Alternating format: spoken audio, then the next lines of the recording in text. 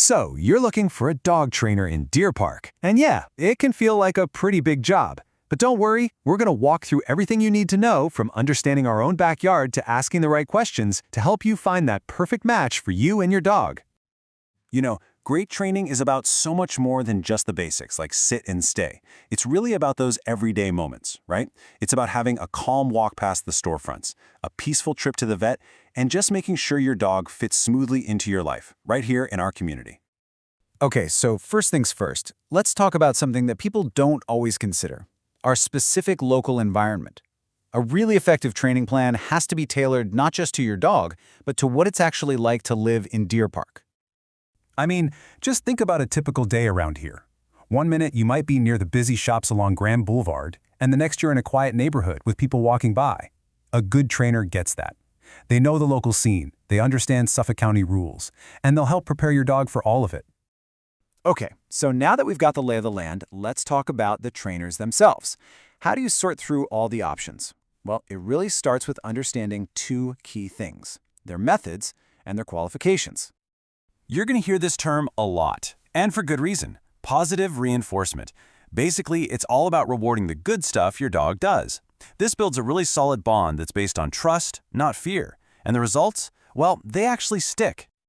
All right, you're going to see a bunch of letters after a trainer's name, and it can get a little confusing, but here's one you really want to keep an eye out for: CPDTKA. What that means is they've actually passed a serious, standardized exam on how dogs learn, training techniques, the whole shebang. It's a really good sign that they know their stuff on a professional level. Okay, so what about where the training actually happens? You've basically got two main choices. In-home training is fantastic for things that happen, well, at home, like barking when the doorbell rings or learning good manners on your street. But group classes, they're perfect for helping your dog learn to focus and stay cool even when there are other dogs and people all around. Okay, so you figured out what you need, you know what credentials to look for. Now comes the really important part: actually vetting the trainers. So you've got a short list of trainers. Now what? How do you really know if they're the right one for you and your dog?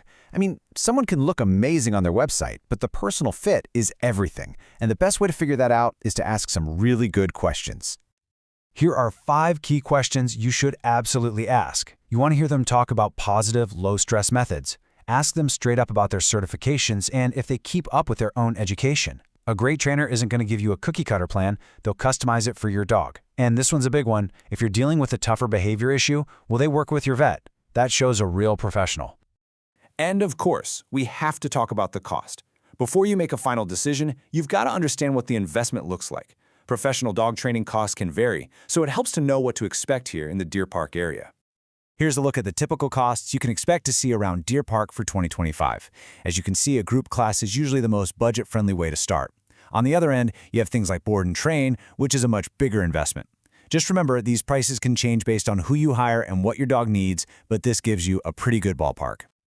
All right, so the training sessions themselves are just one piece of the puzzle. Being a responsible dog owner here in Deer Park also means knowing the local rules and having some good spots to practice. This is stuff every dog owner in the area should know. Basically, always have your dog on a leash in public. Make sure they're licensed with Suffolk County and that their rabies shot is up to date. That's state law. Oh, and the barking. A good trainer can definitely help you with that so it doesn't become a problem with the neighbors. It's all part of being a good neighbor yourself. Okay, so you've got your trainer, you're learning new things. What's next? You got to practice. Taking those skills out into the real world is what really makes them stick. And lucky for us, we've got some fantastic local spots to do just that. For example, Brentwood Dog Park is awesome for practicing recall, where you know your dog is safe and fenced in. Or you could head over to Robert Moses State Park in the off-season. It's perfect for working on focus with all the new sights and sounds.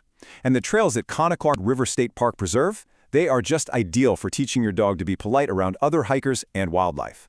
At the end of the day, putting in the effort with training pays off in so many ways. It means you get to enjoy those calmer walks, have easier vet visits, and just experience that simple joy of having a well-behaved companion you can take anywhere. Happy training!